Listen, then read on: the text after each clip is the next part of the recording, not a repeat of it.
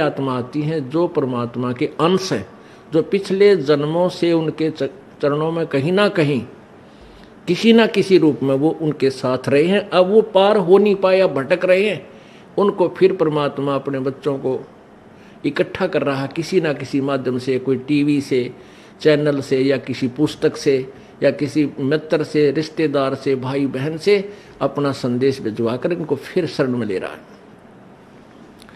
तो ऐसी प्यारी आत्मा जो परमात्मा के बच्चे यहाँ आते हैं और इनके लिए जो सेवा होती है, ये धर्म यज्ञ है। इस धर्म यज्ञ में आपका पैसा लगता है, इससे आपको पुण्य होता है, और जो पैसा आपका किराए में लगा वो भी आपका पुण्य के अंदर लगा। अब पुण्यात्माओं, जैसे जो अनजान व्यक्ति हैं जिनको इस मार्ग का पता नहीं, वो मंगलवार को 100 रुपये का प्रसाद बांटनी है, वो तो वहीं तक सीमित है। हम भी ऐसे ही थे जब तक ज्ञान नहीं था।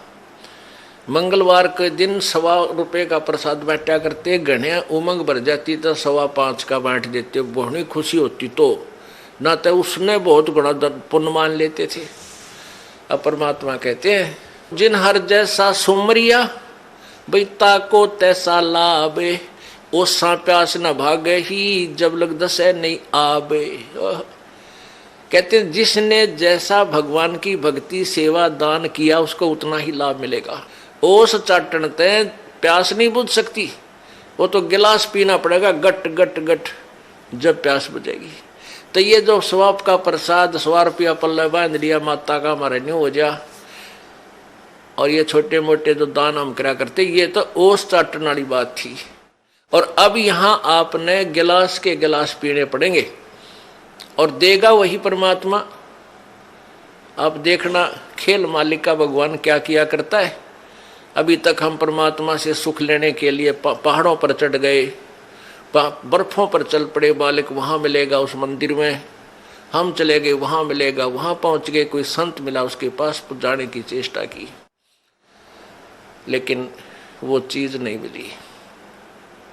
अब आपको वो वस्तु मिलेगी जिसकी गुण गाया करते थे, जिसकी आपको चाह थी, तड़फ थी, और जिसके विषय में सदग्रंथ संकेत किया करते थे। भगवान ऐसा करता है, भगवान कोढ़ी को स्वस्थ कर देता है, अंधे को आंख दे सकता है, बांझ को पुत्र दे देता है, निर्धन को धनी बना दे, कंगाल को राजा बना दे, और हर तरह के सुख भगवान ही दिया करता है। तो वो परमात्मा आपको अब मिलेगा, वो ही आपको सुख मिलेंगे जो भगवान दिया करता है। क्या बताते हैं, पर्वत पर्वत में फिरा भाई कारण अपने राम, फिर राम जैसे संत मिले जिन सारे सब काम। परमात्मा की चाह में अपने संकट निवारण के लिए पर्वत पर्वत घूमा फिरा, कहीं भगवान मिल जावे, और ऐसे संत मिल गए जहां मेरे वो भगवान जो काम करता है और वो काम वहां हो गए हमारे। तो कहते राम जैसे संत मिला जिन सारे सब काम। तो पुण्यात्मा, यहाँ आपको वो सुख होंगे आप सोच नहीं सकते, क्योंकि हम भगवान इतनी तो समझते हैं कि भगवान हमें सर्व सुख दे सकता है, लेकिन वो हो कहीं से नहीं रहे थे। अब आपको यहाँ से वो सुख होंगे जो आप सोच नहीं सकते कि ऐसा क्या भगवान वर्तमान में भी कर रहा है। तो ऐसे संत मिले तो हमें वो सुख हुए।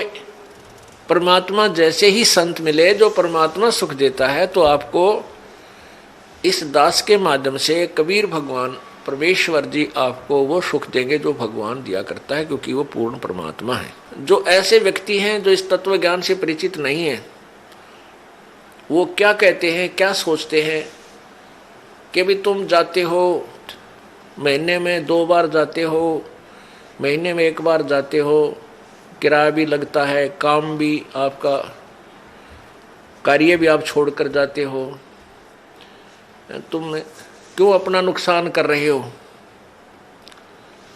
पुण्यात्माओं, अब उनको तो ज्ञान नहीं इस बात का, वो तो बालक है, अनजान है। जैसे एक कोई शहर का बाबू था, शहर में ही, बड़े शहर में वो पला, वहीं जन्मा पला बड़ा हुआ, नौकरी योग्य हुआ, उसकी नौकरी, उसकी सर्विस लगी रूरल क्षेत्र में, गांव में, और वो अपनी ड्यूटी ज्वाइन करने के लिए गांव में कार्यवर्ष जा रहा था। वहां पर एक खेत में किसान हल जोत रहा था बैलों से और गेहूं बीज रहा था। अब उस शहर के बाबूजी ने तो वो गेहूं अपने घर में देखे थे और एक ठेके में, एक टैंकी में, उसमें से माँ निकाल कर देती थी, नौकरानी आटा पिसवा लाती थी और माता बना के भोजन दे देती थी। वो बाबूजी खा के और बड़ा हो गया था। उसने ये नहीं पता था ये गेहूं कैसे उत्पन्न होता है, कैसे बनता है। और जैसा भी अपना व्यवहारिक ज्ञान उसको था कि भी गेहूं की बड़ा अभाव है अपने भारत में और इसको बर्बाद नहीं करना चाहिए, बड़े संभाल के रखना चाहिए, क्योंकि वैसे माता पिता भी कहते हैं भाई अन्न को बर्बाद नहीं करना चाहिए, बड़ा ये जीवन दाता है। तो वो भी भावना उसमें थी। उसने क्या देखा कि किसान एक थैले में कणक गाल के, गेहूं डाल के और एक पाइप के द्वारा बैलों के पीछे हल पर लगे हुए उस पाइप में से और मिट्टी में वो गेहूं डाल रहा है, मिट्टी में डाल रहा है खेतों में। और कुछ गेहूं अलग रखे हैं जिनको दूसरी ट्रेन में वो उठाएगा। तो उसने देखा कि ये आदमी के क्या मिट्टी में क्या डाल रहा है। उसने देखा गेहूं रखे हैं, ये गेहूं ही बीज रहा है। तो उस किसान से कि मुट्ठी से भी उसने देखा गेहूं डालता है, उसको पक्का हो गया कि ये आदमी मूर्ख है जो ऐसी बढ़िया वस्तु, खाने की वस्तु, अन्न गेहूं को और मिट्टी में डालने लग रहा। अच्छा पागल। अब उसको उस बाबूजी ने कहा उस गेहूं बीजने वाले हाली से, किसान से, कि भैया एक बार रोकना। अब किसान ने सोचा भाई शहर का आदमी दिखा है, कोई रास्ता पूछता होगा।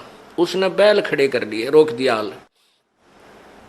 हाँ बाबूजी बताओ क्या काम है। तो बाबूजी ने बोला अरे तू मूर्ख है क्या। वो शहर वाला बाबू बोला अरे किसान तू पागल है क्या, इस गेहूं को बर्बाद कर रहा है, ये तो बहुत संभाल के रखने का है। लगा लेक्चर देन जिसा उसने बेरा था बॉडी पीरियड ने। अब वो किसान ने सोचा यो कितना है क्या बंदर, इसने यो मन ने मुझे शिक्षा देने लग रहा है उल्लू।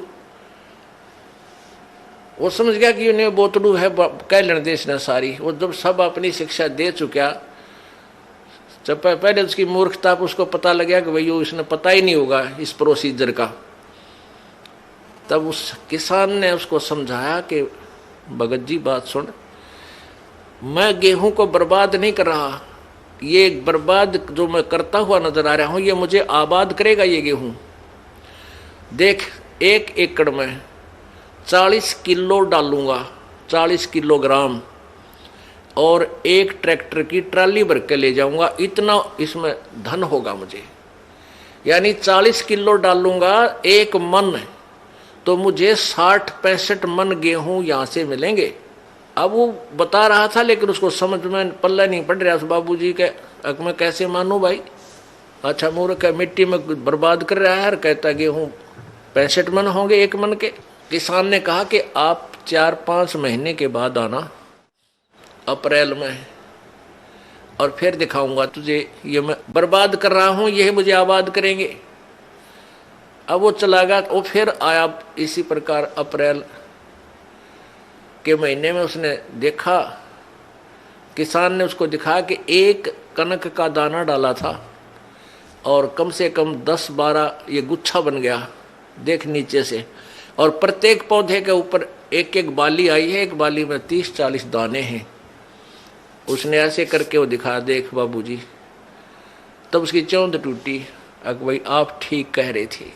तो पुण्यात्माओं, जो आज आप दान कर रहे हो, किसी प्रकार यहाँ भगवान के दरबार में आने का आपका किराया तक भी आपके पुण्य में लिखा जाएगा। और जो अनजान है वो तो ऐसा समझ लो जिसने कभी देखा ना हो गेहूं उत्पन्न कैसे होते हैं, उस 4 मन गेहूं को ही चिपटा बैठा रहा, उसी को सुरक्षित रखे, आगे कहाँ से मिलेंगे उसको। तो आप जो पुण्य कर रहे हो, ये दान कर रहे हो, यही आपको आबाद करेगा। कहते हैं देते को हर देत है जहां तहां से आने, नहीं दिया फिर मांगते फिर यो साहिब सुने ना कान। जिन्होंने देखो आज एक तो इतना गरीब है, फाइनेंशियली इतनी वित्तीय हालत उसकी कमजोर है कि रिक्शा चला रहा है, एक ऐसा है मजदूरी कर रहा है, एक रिक्शा चला रहा है, एक उसके अंदर विराजमान है, बैठा है, दोनों ही मनुष्य। तो पुण्यात्माओं, एक गाड़ी चला रहा है ड्राइवर, एक मालिक उसमें बैठा है और गाड़ी भी मालिक की है। तो इतना भेद यूं क्यों हो गया?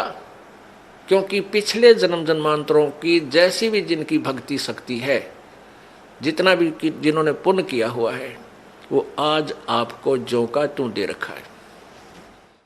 जिन्होंने पीछे कोई पुण्य किया नहीं, वो आज कंगाल है और एक एक पैसे को मांगते फिर रहे हैं। अब कोई नहीं सुना है, अब देते को हर देत है। जिन्होंने दान किया उनके ठाट ठाट कर रखे हैं। छोटा सा बच्चा बिजनेस में लग जाता है और चारों तरफ से उसके पूरी प्रोग्रेस हो जाती है, विकास होता है, क्योंकि उसने पिछले जन्म में पुण्य कर रखे, वो भगवान दे ही देगा, उसमें टोटा होने ना दे उसके। तो इस प्रकार अब आप जो दान करोगे, प्रथम तो आप इस बात से परिचित हो जाओगे कि अब जो दान करोगे उसका बेनिफिट केवल अगले जन्म में लेने की चाह मत रखना। आप जो भी पुण्य करोगे या भक्ति करोगे, अपना जन्म मृत्यु का रोग कटाने के लिए ही करना। फिर रही बात आपको यहाँ की सुविधाएं, ये तो अपने आप मिलेंगी। ये भक्ति का जो बाई प्रोडक्ट है, यहाँ की सुविधा तो आपको फ्री ऑफ कॉस्ट देगा। ये भक्ति की विधि ऐसी है, ये भक्ति का वो यथार्थ वे है, पूजा का साधन है, जिससे आपको यहाँ की सुविधाएं तो अपने आप मिलेंगी, मांगने की आवश्यकता नहीं पड़ेगी आपको। जैसे गेहूं बीज दिया किसान ने, अब किसान का प्रथम उद्देश्य है कि भाई गेहूं हो, मेरा बालक मेरा परिवार भूखा ना मरे, हम जीवित रहें, अन्न को खाएं। और उसके साथ फिर भूसा और बन गया, वो तूड़ा बन गया, तूड़ा जिसको चारा बोलते हैं पशुओं का, वो तो पहले बना। उसका उद्देश्य केवल ये था कि मुझे गेहूं मिले। यहाँ भी आप देखते हो कि कई लोग ऐसे हैं पैसे वाले, इतना उनका बड़ा फार्म होते हैं, इन क्रेनों से कटवा डालते हैं, गेहूं की बाली बाली निकाल लेते हैं और नीचे वो तूड़ा चारा काट कूट देते हैं, अंदर ही पड़ा रहता है। उनका उद्देश्य गेहूं बीजना ही था। और वो जो तूड़ा है, वो चारा, वो फ्री में होता है, वो अवश्य ही होगा। तो आप यहाँ संसारिक जो आपके ये कार कोठी और धन सुविधाएं आवश्यकता है, ये तो तूड़ा समझो इस भक्ति का, ये चारा आपको आप पे मिलेगा। और असली धन है मोक्ष। जो बाली है वो गेहूं समझो मोक्ष है। हमारा उद्देश्य मोक्ष प्राप्ति रहना चाहिए, ना कि वो चारा ही प्राप्त करना। अगर चारा उद्देश्य रहेगा तो आप परिपक्व नहीं होने दोगे उस फसल को, गेहूं को, और कच्चे कोई पशुओं को डालकर आप भूखे मर जाओगे, कंगाल हो जाओगे। इसलिए हमने इस प्रोसीजर को पूरी तरह समझना है, और वो समझाने के लिए आपको यहाँ बुलाया जाता है। अब बताओ, हमने आपको यहाँ बुलाकर क्या क्या कराना है? कोई काम नहीं, कोई सेवा नहीं। सेवा तो हम आपको तैयार करें पावा सारी, बच्चे लग रहे हैं यहाँ, पुण्यात्मा जिनको पता लग रहा है कि ये सब अपने भाई हैं, सतलोक के वासी हैं। अब ये भूल भटक गए, यहाँ काल के जाल में फंसे हुए हैं, और इनकी जितनी हम सेवा करेंगे, ये मालिक के बच्चे हैं, परमात्मा लाभ देगा सेवा करने वालों को। और आपकी फिर यहाँ ऑपरेशन होगा मोतियाबिंद का। तुम कहाँ फंसे हुए हो, क्या करना था, यहाँ आए किस लिए थे, तुम कर क्या रहे हो?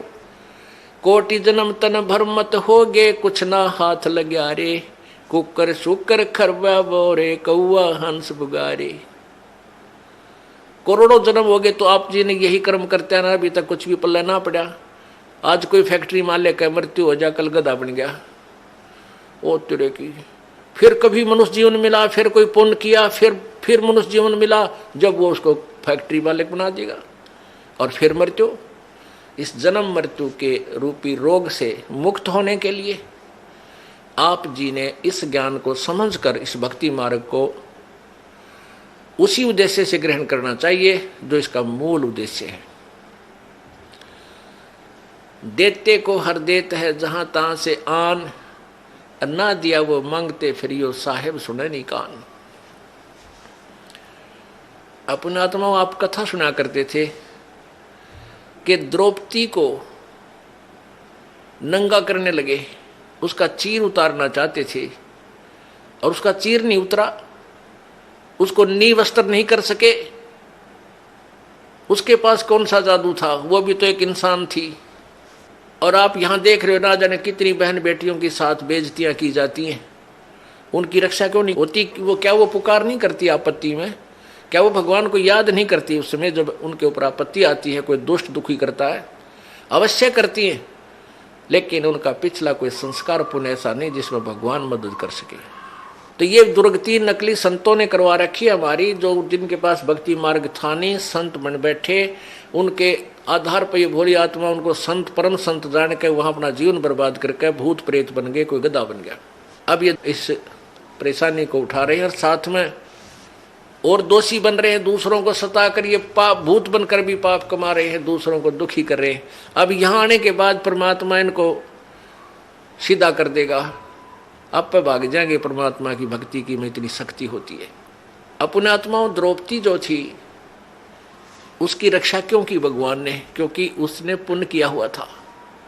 वो पुण्य कैसे किया था? एक समय परमात्मा कबीर जी परमेश्वर कहते 100 छल छिद्र मैं करूं अपने जन के काज, हरणाकुश उधर विदारिया और नरसिंह धर लिया साज। अपने आत्मा आपको कुछ दिनों समझ में आएगा कि ये नरसिंह कौन बना था।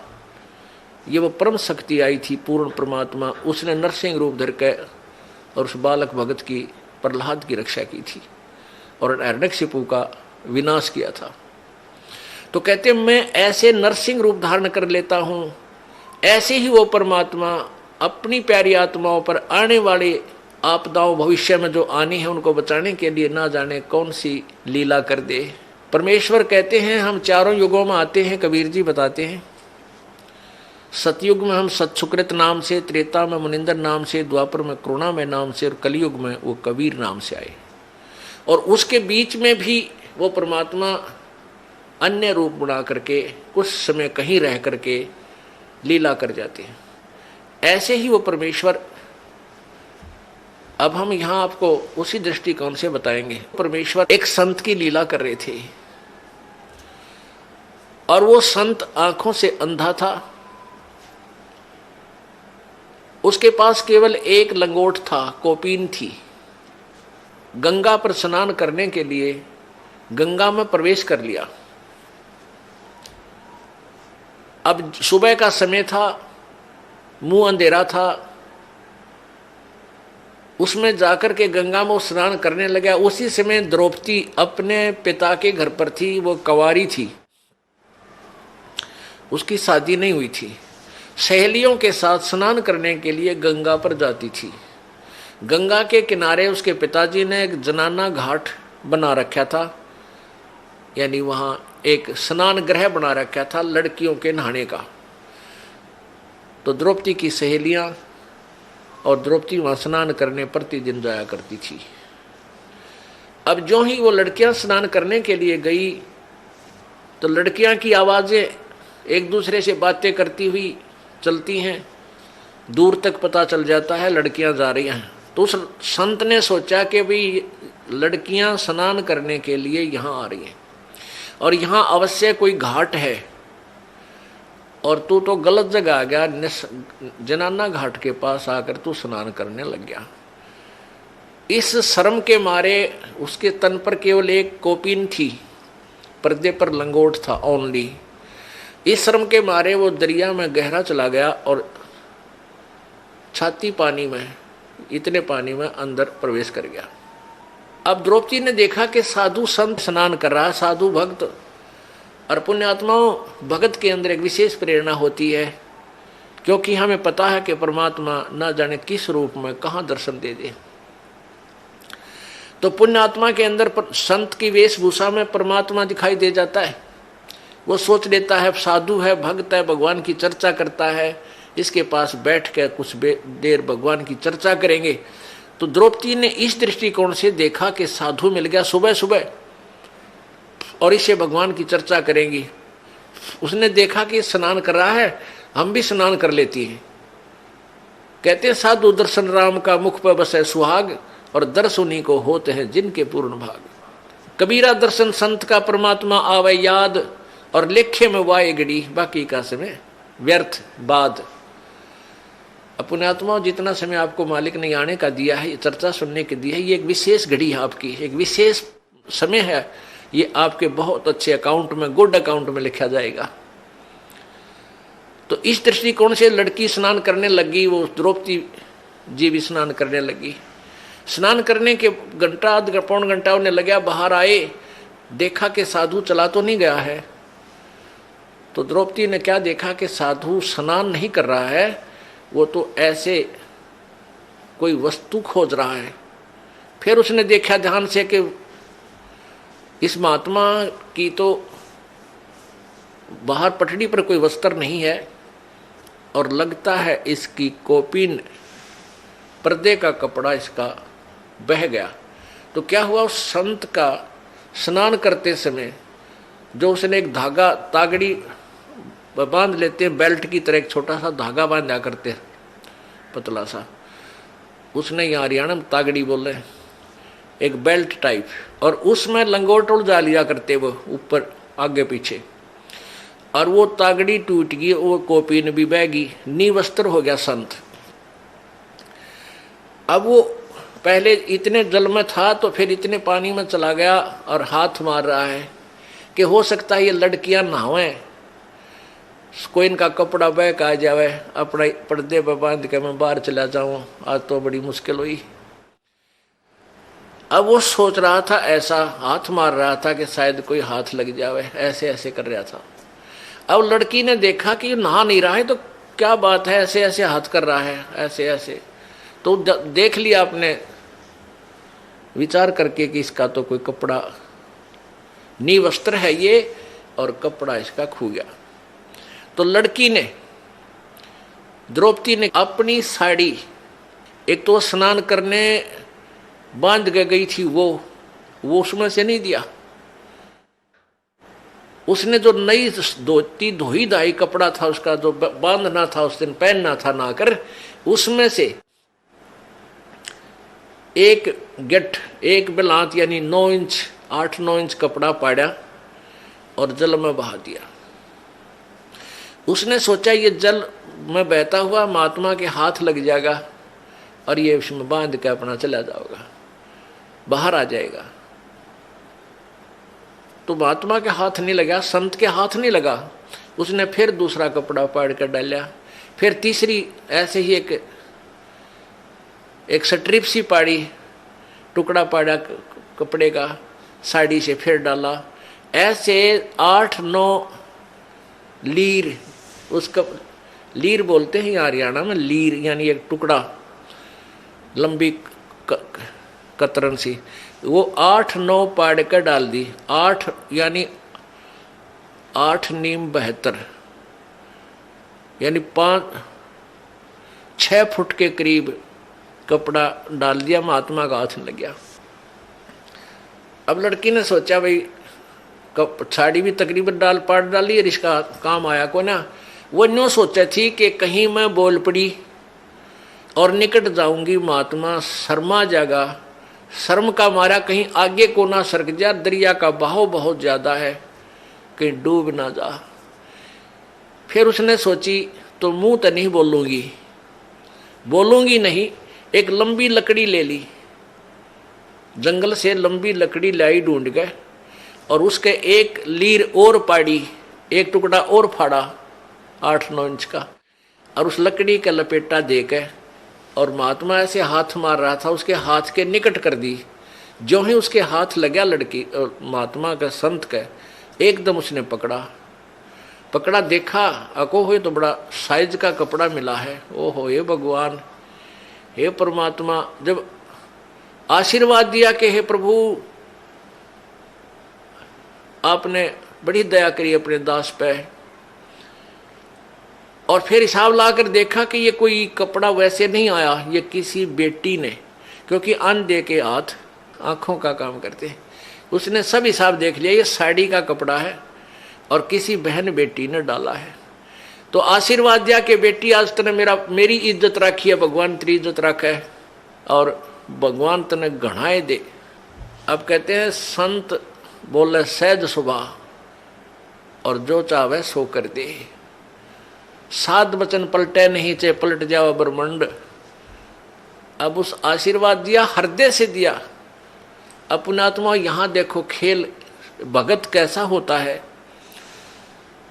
लोभ करे तो ऐसा करे, लालच करे तो ऐसा करे। ये नकली लालच नहीं करे, किसी का जो है ना मिलावट कर दी, किसी का घाट तोल दिया, किसी का कुछ गड़बड़ कर दी, ये लालच माड़े हैं, ये गलत होते हैं। लोभ करे लालच करे तो ये करे कि वहां लड़की ने देखो, द्रौपदी राजा की लड़की थी और नौकरानियां और सहेली छोटे घरों की होती थी, न जाने कितनी उनके साथ थी।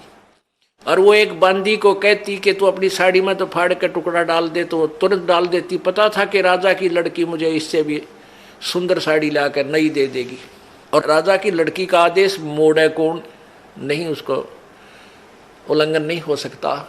लेकिन वहां उसने देखा कि यदि मैं अपनी साड़ी आज मैं दान करूंगी मुझे मिलेगा, और बांदी करेगी तो बांदी को मिलेगा। इतनी गलती मैं क्यों करूं, अपनी मजदूरी इसको दूं।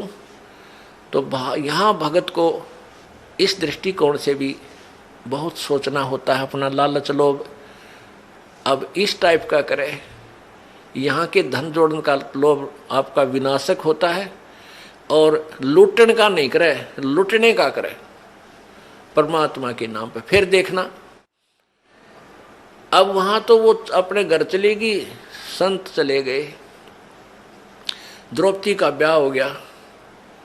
विवाह होने के बाद फिर राजा युधिष्ठिर ने एक महल बनाया शीशे का।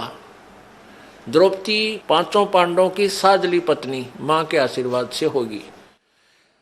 उधर से दुर्योधन जो था वो धृतराष्ट्र का पुत्र था, और युधिष्ठिर अर्जुन हर का चचेरा भाई था, यानी ताऊ का लड़के थे। अब धृतराष्ट्र अंधा था, पांडव उनका पिता जो था युधिष्ठिर हर का वो अंधा नहीं था, तो उसको बड़े भाई को वैसे राज, बड़े बेटे को राज मिलता है, धृतराष्ट्र को राज नहीं मिला था इस कारण से, अंधा होने के कारण। इसलिए युधिष्ठिर के पिताजी को राज्य प्राप्त हुआ था। उधर से दुर्योधन ईर्षा रखता था कि ये राज हमें क्यों नहीं मिला। उधर क्या हुआ कि जब इन पांडवों ने अर्जुन होर ने एक महल बनाया शीशे का, काफी शीशा लगा हुआ था, अधिकतर उसमें आर पार पारदर्शक। और एक दिन दुर्योधन उसमें चला गया महल में, द्रौपदी वहां पर थी। उसने देखा कि दुर्योधन की टक्कर लगी, शीशा दिखा को नहीं, टक्कर लगी तो एकदम वो ऐसे गिरता हुआ मुश्किल से बचा। और द्रौपदी ने हंस के मजाक करते हैं जैसे अपने छोटे पति के छोटे भाई से यानी देवर से मजाक कर दिया, कहा कि अंधों की संतान अंधी ही होती है। अब उसने कहा था एक हंसी मजाक में, और वो मान गया दुख गणा। इस बात को सुनकर उसकी तनमन में आग लगी और उसका प्रतिशोध लेने की सोचने लग गया। तो क्या किया उन्होंने, जुए में युधिष्ठिर को खिलाया और जुए में सारा राज भी जीत लिया, और द्रौपदी को भी दांव पर लगा दिया युधिष्ठिर ने, और द्रौपदी भी जीत ली। अपने आत्माओं आम जिन के गुण गावें, इस महाभारत ने पढ़ कर हम राजी हुआ करते, प्रसन्न होते थे, हमें कोई पुण्य मिलेगा। इनकी कहानी पढ़ कर देखा तो हे भगवान बता, ऐसा भी कोई निकम्मा होगा अपनी पत्नी ने जुए पर ला दे। इनके सारे इतिहास इतने बेकार, और हम इन न पढ़ा करते, इनसे हम क्या शिक्षा लेते। आगे देखना क्या होगा इनका, इस कथा के अंदर आपको बहुत निष्कर्ष मिलेगा। अब उधर से एक नौकरानी भागी आई दौड़ी दौड़ी। दुर्योधन ने कहा कि जाओ लाओ उस अर्जुन की पत्नी को यहाँ बैठाओ मेरी जांग पे लाके नंगी करके। देख कितनी बेहुदी बात, और भरी सभा में। अब ये बात सुनकर वह नौकरानी भागी आई कि किसके पास, द्रौपदी के पास, और कहा द्रौपदी आज तक बात बिगड़ गई, आपको जुए में जीत लिया कौरवों ने और आपको वहां पर नंगा करेंगे। दुर्योधन कह रहा है कि उसने मुझे अंधे की संतान कहा था और हम अंधे की संतान हैं, हमें कुछ दिखाई नहीं देता, वो उसको शर्म क्या आएगी, उसको नंगा करो मेरे सामने, हम तो अंधे हैं। अब द्रौपदी का यह बात जची नहीं कि ऐसे कैसे हो सकता है। उस नौकरानी से द्रौपदी ने पूछा वहां और कौन बैठे हैं, कि पांचों पांडव बैठे हैं, चाचा विदुर बैठा है और भीष्म पितामह, द्रोणाचार्य और कर्ण, और साथ में 101 कौरव बैठे हैं। द्रौपदी ने कहा कि नालायक, इतने आदमियों में और मुझे नंगा कैसे करेंगे, तेरा दिमाग खराब है। अब नौकरानी नहीं बोली, कहा क्या बोलूं, मैंने जो सुना था बता दिया। इतने में दुशासन जो दुर्योधन से छोटा था वो दुष्ट गया और द्रौपदी को पकड़ के केस बाढ़ पकड़ के और घसीट के लाया और वहां खड़ा कर दिया। और दुर्योधन ने कहा कि इसके कपड़े चीर उतार दो, इसको नंगा करो और मेरे जांग पर बैठा दो। यानी गंदा, कितनी बेहुदी हरकत, और भरी सभा में वो दुष्ट करने जा रहा था। और वहां कौन कौन विद्यमान थे, पांचों पांडव बैठे हैं, उसके पति द्रौपदी के, और भीष्म पितामह द्रोणाचार्य जो गुरुजी थे, और कर्ण, ये तीनों एक नंबर के योद्धा थे। और इन तीनों में से एक भी खड़ा होकर ये कह देता उस दुर्योधन और दुशासन को, खबरदार इस बेटी का हाथ लगाया। वो इतने योद्धा थे, पता था दुर्योधन को कि तुम्हारा सर्वनाश कर देंगे, तो हिम्मत नहीं थी दुशासन और दुर्योधन की इस द्रौपदी की चीर का हाथ लाने की। लेकिन उस दुर्योधन के मलिन अन्न को खाकर उनकी भीष्म पितामह द्रोणाचार्य और कर्ण की भी आत्मा मलिन होगी, उनके अंदर भी गंदापन छा गया। और उस लड़की को नंगा देखने के लिए वो भी वहीं विराजमान रहे। और उन्होंने उठकर ये भी नहीं कहा तुम के जुल्म कर रहे हो, क्या करने जा रहे हो, इंतजार करते रहे, बैठे हैं कि कब नंगा हो, कब नंगी होगी। तो उनमें के मलिनता होगी। सोच लेना पुण्यात्माओं, जिनको हम बड़े बहादुर और बड़े नेक व्यक्ति मानते थे। उस पूरी सभा में जब उसने देखा अपने पांचों पांडवों की तरफ, पांचों पांडवों की ओर देखा कि ये अभी इन कौरवों को सीधा कर देंगे, मेरी बेइज्जती को नहीं देख सकते। लेकिन वो बंध चुके थे, वो उसको दांव पर लगा चुके थे, वो मर्यादा में बंद कर बैठ गए थे। उन्होंने भी ऊपर को नहीं देखा। जब द्रौपदी ने पुकारा मेरी रक्षा करो, पांचों पांडव नीचे जमीन पर ऐसे गर्दन करके और ऐसे जमीन खोदने लगे। फिर भीष्म पितामह द्रोणाचार्य और कर्ण से पुकारा कि मेरी रक्षा करो। वो तीनों ने भी कोई उत्तर नहीं दिया, कोई रिस्पॉन्स नहीं दिया। केवल एक विदुर था जो भक्ति बीज था, जो एक पुण्य आत्मा था। वो खड़ा हुआ और दुशासन से कहा कि दुशासन, अरे दुर्योधन, तुम किसकी बेइज्जती कर रहे हो, अपने ही परिवार की। अरे पांडवों की बहू और कौरवों की बहू में क्या अंतर है, दुनिया के कहेगी, अपनी इज्जत आप पे उतार रहे हो, तुमने कुछ शर्म आनी चाहिए, कुछ लज्जा करो।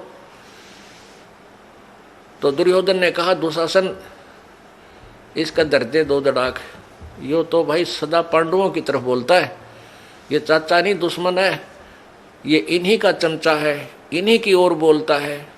अब दुशासन ने अपने चाचा के थप्पड़ मारा और कहा कि तू तो इन्हीं की ओर बोलता हमेशा, हमारा तूने कभी पक्ष नहीं लिया। तो विदुर जी वहां से उठकर चल पड़े। पुण्यात्माओं, जो भगवान से डरने वाले इंसान होते हैं, वो न तो अत्याचार देख सकते और ना सहन कर सकते हैं। अब उसने देखा कि यहाँ तेरी बात नहीं चली, कहनी थी वह कह दी। पंचायत में जो पुण्यात्मा भगवान से डरने वाले हों उन पंचायतियों ने स्पष्ट बात कह देनी चाहिए, इसको मानना चाहिए मत मानना, नहीं तो वो दोषी हो जाते हैं। तो विदुर ने अपने जो कहना था वो कह दिया कि ये गलत कर रही हो, तुमने ऐसा नहीं करना चाहिए। तो उसमें विदुर को उन्होंने थप्पड़ मार दिया, लज्जित किया, विदुर उठकर चला गया। अब क्या बताते हैं, विदुर कहे ये बंधु थारा, एक कुल एक परिवारा। विदुर के मुख पर लगा थपेड़ा, तू तो है पांडवों का चेहरा, तू तो है बांदी का जाया। भीष्म द्रोण और कर्ण मुस्काया। अपने आत्मा इनके इतिहास देखना, जिनको हम बड़े महान आत्मा समझ कहा करते, भीष्म दादा भीष्म। अब जब उसने थप्पड़ मारा दुशासन ने अपने चाचागर ने, बोला तो बांदी का जाया है, बांदी का जाम है, तेरे अंदर तो ये हीन भावना ही रहेगी, तो सूरवीर थोड़ा ही है। तो उस बात के ऊपर वो तीनों हंसने लगे। कौन? भीष्म पितामह, द्रोणाचार्य और कर्ण। जबकि उन्हें खड़ा होकर कह देना चाहिए था, बेशर्म तेरे शर्म ने अपने चाचा पर हाथ उठा दिया, अपने बाप का मार दिया, तेरे चाचा का मार दिया, तो ये सोच। लेकिन वहां दांदरे का डर लागे, दायत्रे का है, और उन्हें धमकाना चाहिए था अपने उस बच्चे को। तो पुण्यात्मा इस काल के जाल को ऐसे समझा जाएगा। अब वो तीनों हंसने लगे। जब द्रौपदी ने देखा कि ये दांदरे काट रहे हैं, ये किसकी मदद करेंगे तेरी, जब उसने प्रार्थना भी करी मेरी रक्षा करो, नीचे को गर्दन कर ली और बैठे रहे। अगर भीष्म पितामह द्रोणाचार्य कर्ण के मन में दोष नहीं होता, उठकर चले जाते, और उधर से दुशासन चीर पकड़कर उसको नंगी करने के लिए तैयार है, और वो बैठे हैं वहां पर। तो पुण्यात्माओं, जैसे हम संसारिक लोगों का सहारा जब तक लेते हैं, वो सहारा पूर्ण नहीं होता, कच्चा होता है। जैसे हम किसी अच्छा रिश्तेदार है, पैसे वाला है, हम उसको अपना मान कर काख पीटते हैं, भाई हमारा रिश्तेदार बड़ा साहूकार है। उस साहूकार रिश्तेदार पर 20,000 रुपये ले आओ एक बार उधारे, और वो दो वर्ष मत देना, और फिर जाना उससे मांगने, जा अपने चाह न भी टोक लेते हैं, नुका पैसे दे मेरे पहले वाले। अब वहीं पता लग लेगा कि और उधारे दिए वो तो, और ऐसा इतना जता देगा, उठाया जाना रखा जा। और दूसरे मान लिया आप किसी मंत्री, मुख्यमंत्री, प्रधानमंत्री की आड़ में, अन्यों सोच लो हम तो बहुत कुछ प्राप्त कर लिया, कल ना उसकी टिकट कट जाए, मृत्यु हो जा, या वो पद पर ना रहे, फिर क्या, ये सहारा कहाँ गया? तो हमने वो एक ही सहारा चाहिए जो मालिक का स्थायी है, जो कभी हमारा साथ नहीं छोड़ सकता। तो जब तक हम संसारिक लोगों का आश्रय तकते हैं तो परमात्मा मदद नहीं करता, साइलेंट रहता है भगत के लिए। वैसे तो जो अपना किया वो कर्म भोग ही रहा है। जब द्रौपदी ने देख लिया भाई ना तो ये 500 पांडव शीश ऊपर न कर रहे, क्योंकि ये बंध गए, इन्होंने जिता दिया मेरे को, अब ये मर्यादा में बंध गए। और भीष्म पितामह द्रोणाचार्य और कर्ण ये इसका रोटी खा के इस दुष्ट की ये बंध गए, अब किस तो पुकार करूं। तब उसने जब इंसान का संसारिक सहारा समाप्त हो जाता है, जब भगवान याद करता है परमात्मा अब तो तू ही है मेरा। अरे भले आदमी पहले भी यही था, तेरा भूल थी, तुम इनको अपना मान रहा था जो तेरे नहीं थे। ये स्थायी सहारा नहीं था जिनको तूने अपना जो है सहारा माना था। तो जब उसने पुकार करी है परमात्मा, जब देख लिया कोई रक्षा करनी नहीं, तेरी बेइज्जती होगी, जुल्म हो गया, तो इतना मनंगी होगी। अब बेटी ने यह सबसे बड़ी चिंता होती है, सबसे बड़ा दुख है इसकी जीवन का। तो एकदम उसने हृदय से पुकारा, आत्मा रोई। पुण्यात्मा रोते सभी हैं आपत्ति में, लेकिन क्या होता है कि यहाँ आत्मा की पुकार परमात्मा पूर्ण ब्रह्म सुनता है, मन की बकवाद नहीं सुनता। मन तो पता नहीं क्या क्या मांगे, कदे गाड़ी मांगे, कदे कार, कदे रेल मांग ले, इसका नहीं मेरा के मांगे। और आत्मा मांगेगी आपत्ति में खास चीज जो जरूरत होगी उसकी, तो आत्मा के साथ देता है।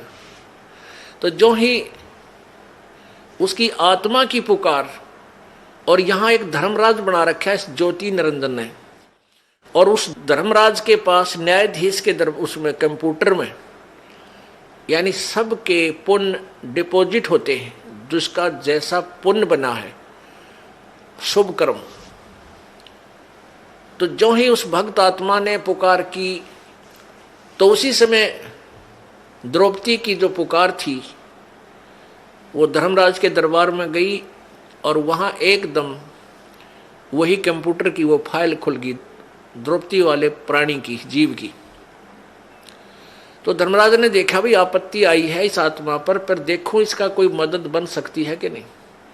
उसने जो ही उस कंप्यूटर में देखा तो एक संत, परम संत को इसने बगैर किसी डिमांड के, नी इच्छा के एक इम्पोर्टेंट दान कर रखा है, पूरी साड़ी की साड़ी दान कर रखी है, और संत ने उसके प्रतिफल में एक आशीर्वाद दिया है, और इसके प्रतिफल में मैं इसका खूब मदद कर सकता हूं। तो वहां से वो बटन ऑन कर देता है। तो क्या होता है कि यहाँ पांचों पांडवों के जो आध्यात्मिक गुरु थे वो श्री कृष्ण जी थे। पुण्यात्माओं, जैसे भी जिस भी इष्ट की जिसने भक्ति करनी है उसका गुरु अवश्य होना चाहिए, तभी उसको कुछ राहत ईश्वरीय एक्स्ट्रा ऐड मिलती है। तो उधर से वो धर्मराज के दरबार से, और वो जो पुण्य था वो आया श्री कृष्ण जी के अंतःकरण में, उसके कंप्यूटर में टक्कर मारी आकर एकदम। और ये सब लीला पूर्ण ब्रह्म करवाता है, कबीर भगवान करता है। उसमें श्री कृष्ण जी अपनी पत्नी रुक्मणी के साथ अपने महल में शतरंज खेल रहा था। अब इस बात को समझना पुण्यात्माओं, क्योंकि आध्यात्मिक ज्ञान है, बड़ी गहराई से सोचना पड़ेगा आपने कि हम किसको कर्ता मान रहे थे, वास्तव में कर्ता है कौन। तो जब वो रुक्मणी के साथ वो खेल रहा था शतरंज, तो उसमें पासे डालते हैं ऐसे, और पासे डालते डालते कोई शब्द बोलते हैं, कच्चे 11 पक्के 12 पौ 12, या जैसा भी कोई ऐसा बोलते, ले ऐसे बोलता हूँ मैं, ऐसे मांगता हूँ। वो मिलते क्या हैं ओड़े सोड़े, वो बाद की बात है। तो जो ही श्री कृष्ण जी ने पासे डाले, उधर से वो कंप्यूटर धर्मराज के दरबार से कंप्यूटर से रिफ्लेक्स होकर के वो पुण्य आया श्री कृष्ण जी के पास, और एकदम श्री कृष्ण उसमें पावर आई, एकदम श्री कृष्ण जी का हाथ ऐसे आकड़ गया। पौ 12 नहीं बोला, कच्चे 12 18 नहीं बोला, हाथ ऐसे करके कहने लगा अनंत। जैसे किसी में प्रेत आ जा रहे, एकदम कहता कुछ रोकड़ जो करने लग गया, ऐसे उसमें ऐसी क्रिया श्री कृष्ण जी की होगी। तो रुक्मणी ने हाथ पकड़ा और हंसने लगी, कहने लगी ये अनंत क्या है, ये कहते 11 बोल के 12 बोलने थे, ये अनंत क्यों कहा। तो वहां श्री कृष्ण जी ने के अंदर वो चेतना दी काल परमात्मा ने। अब क्या बोली वो पावर जो श्री कृष्ण जी के अंदर आई थी, रुक्मणी कर पकड़ा मुस्काई, हाथ पकड़ के हंसन लगी, और अनंत कहा, मोकू समझाई, यो अनंत क्यों कहा तने मुझे समझा।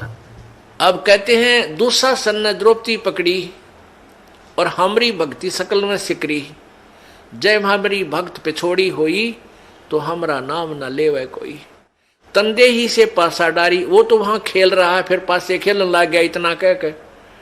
तो वहां से वो शक्ति, वहां से जैसे अब यहाँ कंप्यूटर आजकल जो चल पड़े हैं, इनसे बहुत कुछ राहत हमें आध्यात्मिक ज्ञान सुनने में मिलती है। जैसे कंप्यूटर लिखने वाले क्या करते हैं, एक पॉइंट से लेते हैं, फिर उससे आगे उसका लेखन कार्य उसी से करते हैं, कितना कर लो जाए। तो ऐसे वहां से वो शक्ति, फिर वो परमात्मा सूक्ष्म रूप धार के कबीर भगवान गुरु मर्यादा को रखते हुए वो पूर्ण ब्रह्म सूक्ष्म रूप धारण करके और श्री कृष्ण रूप बना के द्रौपदी के शीश के ऊपर आकर विराजमान हो गया। बाहर पीछे से ऐसे कर दिया, आशीर्वाद दिया पीछे खड़ा होकर के, किसी को नहीं दिखाई दे रहा। कहते हैं तंदे ही से पासा डारी, पहुंचे सूक्ष्म रूप मुरारी, खेचत खेचत खेच कसीसा, सिर पर बैठे हैं जगदीशा। द्रौपद सुता को दीने लीर, जाके अंत बढ़ाए चीर।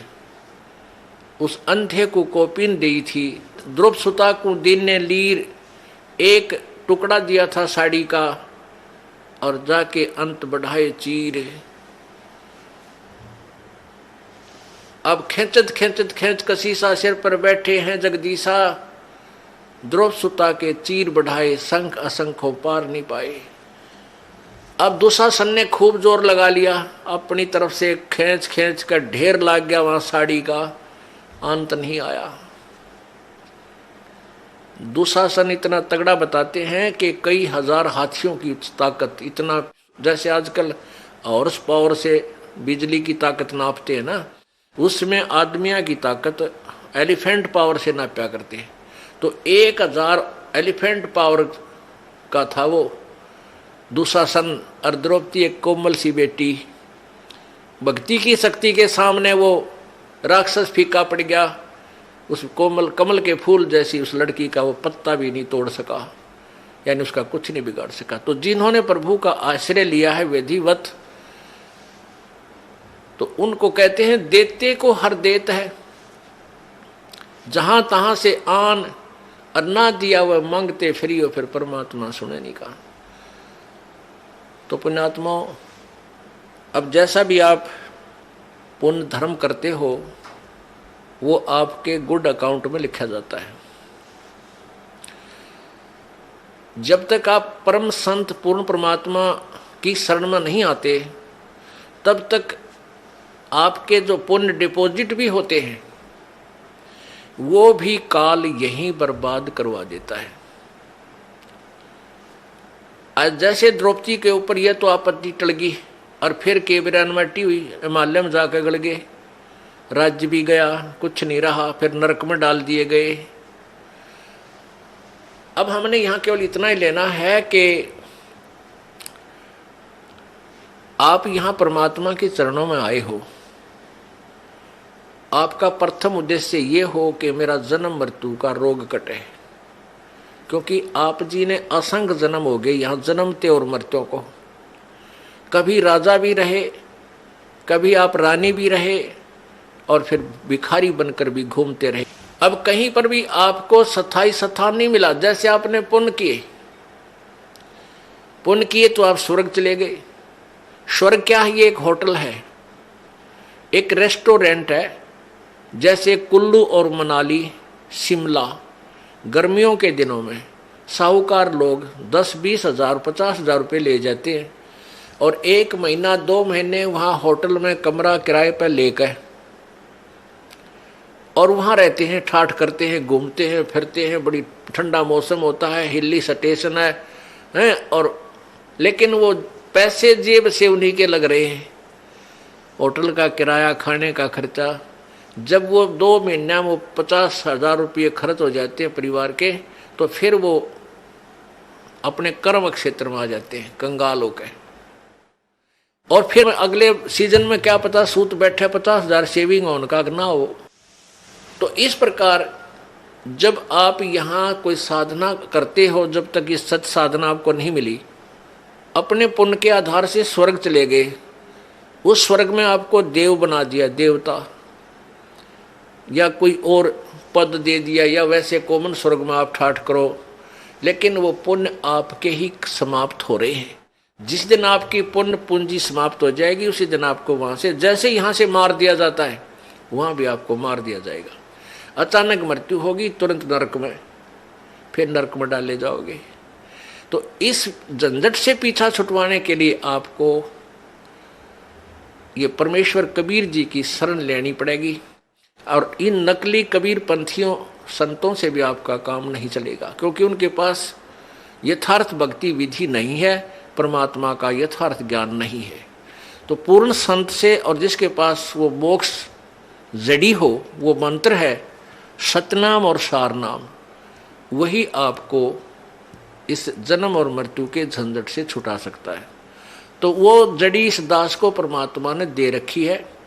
आप अब शिक्षित समाज है, पढ़ा लिखा एजुकेटेड जो है ना पूरा समाज हो गया है, बहन बेटी भाई। अब आप इस तत्व ज्ञान को जो दास आपको बताता है, जो परमेश्वर ने इस दास को बताया है, सदग्रंथों में विद्यमान है, इसकी तुलना करो आपके गुरुजियों के ज्ञान से, और फिर देखो वो अधूरे हैं या पूरे। टोटली इनकम्प्लीट पाओगे आपको, सारे नकली कति टोटली पूरे पृथ्वी पे। आप इस बात को अभिमान मत समझना, इसको तत्व ज्ञान समझना, ये सच्चाई समझना। अभिमान नहीं करता ये दास, क्योंकि अभिमान तो वो इंसान करे जिसका कुछ अपना कोई योगदान हो। ये तो परमेश्वर कबीर जी का दिया हुआ ज्ञान है, दास को उन्होंने बुद्धि दे दी और आपको बता रहा हूं समझा के, इतना ही मेरा योगदान है। तो किसी के पास भी पृथ्वी पे आज मोक्ष मार्ग नहीं है, वो केवल इस दास के पास है। और आप भी इसको ग्रहण करो और अपने जो भी आपका साथी है, बहन भाई है, मित्र है, रिश्तेदार है, उनको भी समझाओ और ये नाम उनको दिलाओ, कल्याण करवाओ। बोलो सतगुरुदेव। परम पिता परमात्मा, सारी सृष्टि के रचनहार, कुल मालिक कबीर परमेश्वर, कबीर देव, कबीर साहब,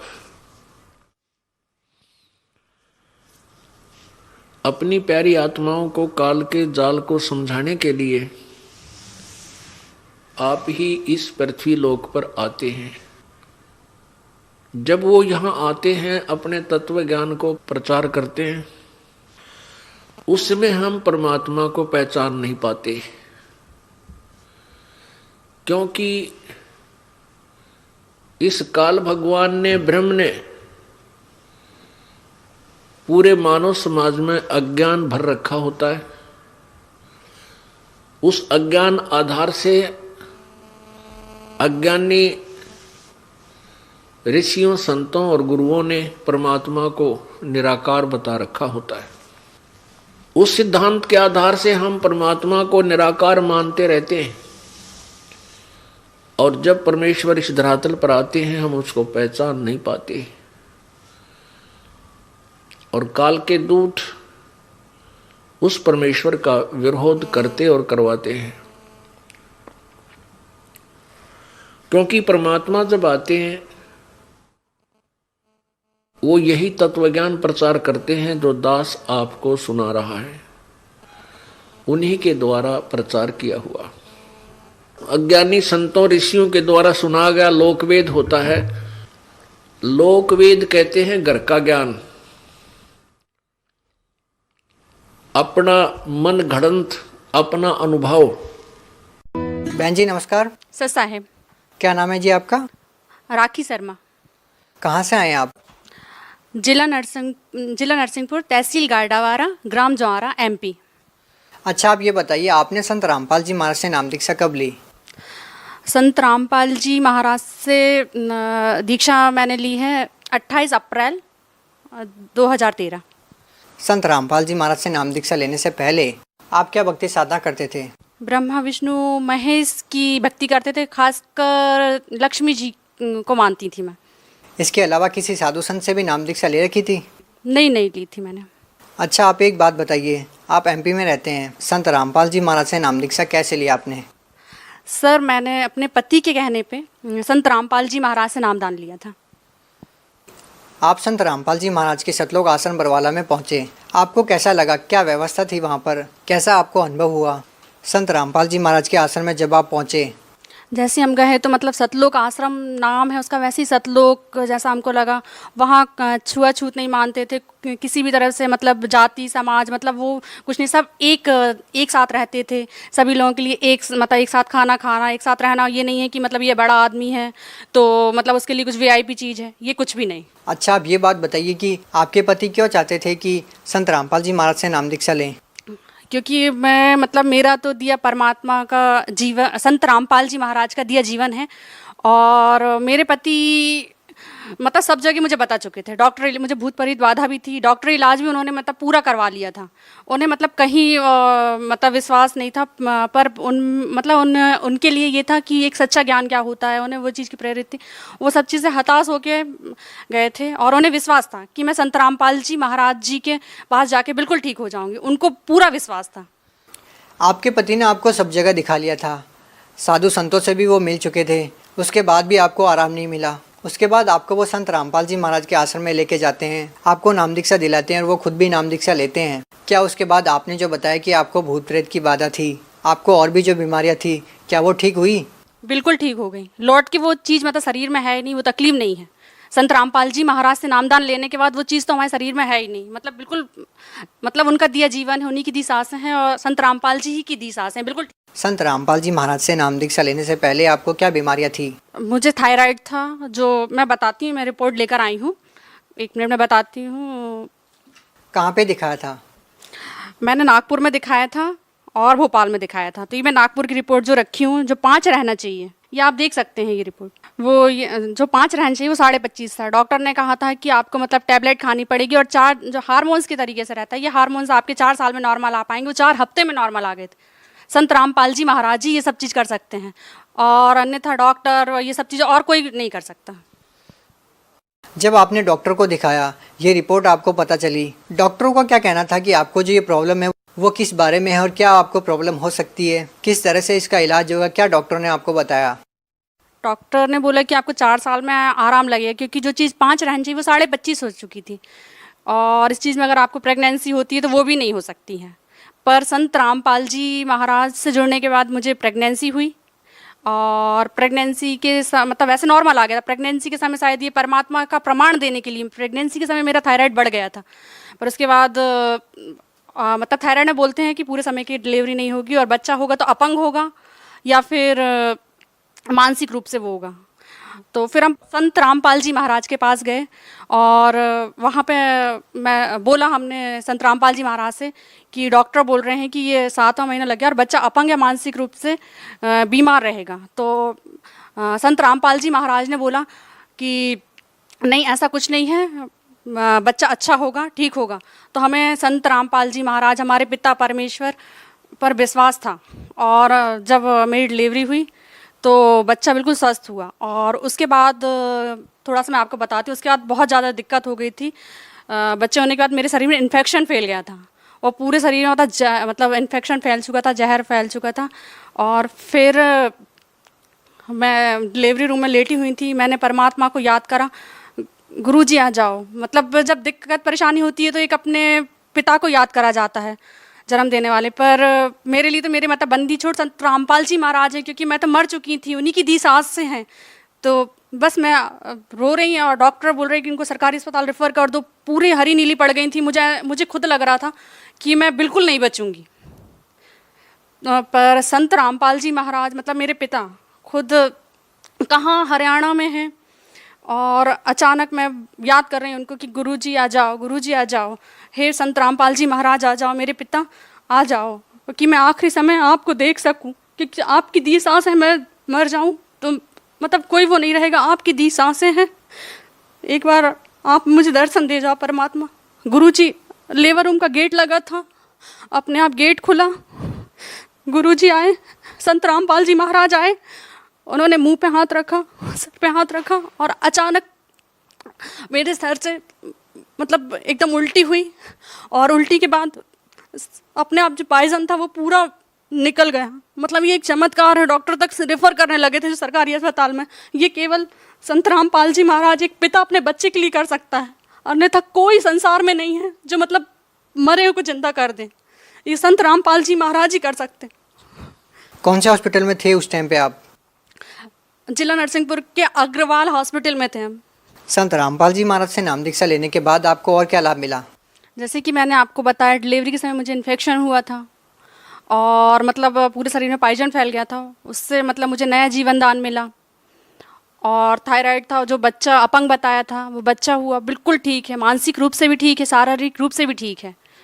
और मैं आपको एक लाभ और, मैं बहुत बड़ी बाधा थी मुझे, वो मतलब वो अब लौट के मेरे शरीर में नहीं, संत रामपाल जी गुरु जी की कृपा से। और मैं आपको एक लाभ और बताना चाहती हूँ कि जो मुझे हुआ है, एक बार क्या हुआ कि मैं चूड़ी की कवर्ड में चूड़ियाँ रखी हुई थी, जैसे ये चूड़ी कवर्ड है मेरा, और बस ये ऐसा सांप फन करा हुआ सांप बैठा हुआ था, और बस सांप के पास से मैंने चूड़ी उठाई, सांप ने फन करा पर मुझे काट नहीं पाया। संत रामपाल जी महाराज ने मुझे हर तरीके से मतलब हर जगह मुझे बचाया। और मेरे बच्चे को सफ़ेद दाग थे, बड़े बच्चे को 10 साल का है वो, उसे भी सफ़ेद दाग हो चुके थे। तो आज वो बिल्कुल पूरा ठीक है। सब लोग बोलते थे कि ये कभी ठीक नहीं होगा, इसका और ज़्यादा फैल जाएगा और शायद इसका कहीं इलाज नहीं है, पर संत रामपाल जी महाराज ने उसको ठीक करा। और मेरे हस्बैंड को सोराइसिस है, उसमें भी उनको काफ़ी आराम है। भगत समाज को क्या संदेश देना चाहते हैं? भगत समाज को संदेश देना चाहते हैं कि आजकल ये झूठे गुरुओं के चक्कर में ना पड़े। संत रामपाल जी महाराज सच्चा ज्ञान देने आए, प्रमाणित ज्ञान है। आपने कहा कि झूठे गुरुओं के चक्कर में ना पड़े। अब हजारों की संख्या में जब धर्मगुरु हैं तो लोग कैसे पहचानें कि कौन झूठा है और कौन सच्चा? तो वो तो आजकल पढ़ा लिखा समाज है। प्रमाण मतलब गुरुजी तो गीता जी, रामायण जी में से प्रमाण बता रहे हैं। सच्चे गुरु क्या पहचान है, गीता जी में बताया है कि आपने सच्चे गुरु की पहचान के बारे में बताया। अगर आपसे पूछा जाए कि सच्चे गुरु की क्या पहचान है तो आप क्या बताना चाहेंगी? सच्चे गुरु की तो मतलब सबसे बड़ा प्रमाण है हमारे गुरु जी कि आज तक मतलब कोई जितने भी गुरु हैं उन्होंने मतलब कभी प्रमाणित ज्ञान नहीं बताया। कोई ब्रह्मा विष्णु महेश की, तो कभी कोई किसी की भक्ति बता रहे हैं। मतलब जो प्रमाणित ज्ञान है और उल्टे वृक्ष को सीधा का बताए, सच्चे गुरु की वही पहचान है, गीता जी में बताया गया है। और सच्चा गुरु वो है जो कि मतलब शिष्य को सही राह पिलाए। जैसे कि हमारे गुरु जी हैं तो वो उन्होंने उनके नियम हैं। हर जो गुरुजी लोग रहते हैं उनके नियम नहीं रहते हैं। आज संसार जुड़ जाए भैया, पर मतलब गुरुजी से क्या नियम की वजह से भी इंसान जैसे पैर पड़ना पढ़ाना, इस वजह से ये सब और गुरु लोग इन्हें मना नहीं करवाते, तो उनके नियम हैं। जैसे कि आज ये समाज को मैं ये संदेश देना चाहती हूँ कि आज आपके भी बच्चे हैं छोटे छोटे, आज गुरुजी के ये नियम में नशा छीना नहीं है, तो आज ये छोटे बच्चे जो नशा छीनेंगे नहीं तो वो करेंगे क्या, है ना। तो मतलब ये है कि गुरुजी और दहेज लेना देना ये सब बंद करवाया। आज मतलब ये सरकार नहीं करवा पा रही।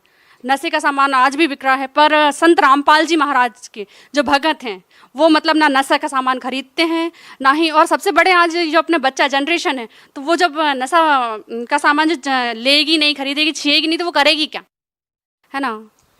आपसे एक अंतिम प्रश्न पूछना चाहेंगे कि जिस संत से नाम दीक्षा लेने के बाद आपको बहुत सारी शारीरिक समस्याओं से निजात मिली है और आप बता रही हैं कि संत रामपाल जी महाराज समाज को नशे से बहुत दूर कर रहे हैं और दहेज प्रथा से समाज को राहत दिलाई है, एक ऐसा संत जेल में है, तो आप सरकार से क्या प्रार्थना करना चाहेंगी?